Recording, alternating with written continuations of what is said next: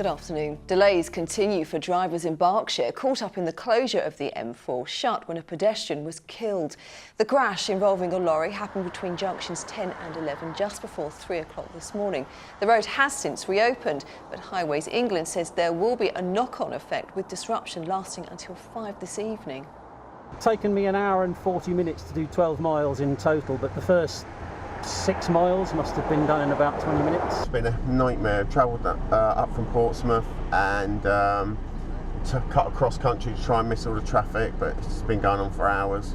This morning is horrendous, and it's all because of the M4. But this is the only road from Arborfield right the way through Shinfield and into Reading. A man has been attacked by another man dressed as a clown in Bournemouth. It's the latest in a series of incidents across the region where people wearing so-called creepy clown outfits have been scaring the public. 4 incidents in Bournemouth were reported overnight. Dorset police are warning they'll arrest anyone wearing the costume. A marked police car responding to reports of arson was itself set alight in Gosport. Arsonists damaged 4 vehicles in the space of 3 hours along Foster Road and Linden Grove on Sunday evening. Now today marks the first of 3 days of fresh strike action on Southern Rail. 40% of services have been axed, with buses replacing some routes through Sussex, Surrey and Hampshire. Members of the RMT union are staging picket lines right across the south. Now, 2/3 of hate crime incidents aren't being reported to police, according to a survey by the Thames Valley Force, with most people saying they didn't think it was significant enough. Well, as part of National Hate Crime Awareness Week, police and community groups in Reading are encouraging victims to come forward.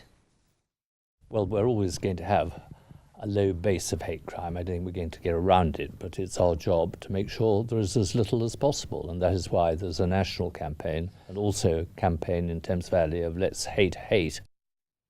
A 19th century sea fort near Portsmouth Harbour will go under the hammer this afternoon. Horse Sand Fort, which once defended the Solent, is due to be sold for £875,000 at an auction in London. Well, Simon is coming next with the all-important weather forecast. From puddles to paddling, driving through Europe. Eurotunnel the Shuttle sponsors ITV Meridian weather.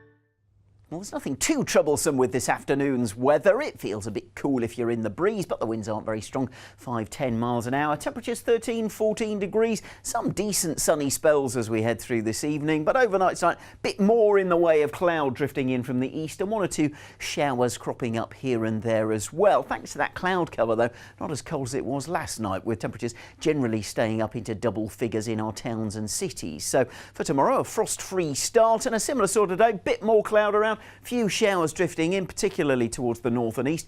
Best of the brightness towards the south and west. More of a breeze tomorrow, though, so feeling that little bit cooler with temperatures in the mid-teens.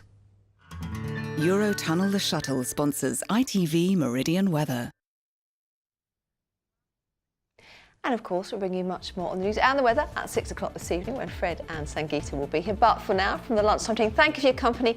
Hope you have a lovely afternoon. See you soon. Bye-bye.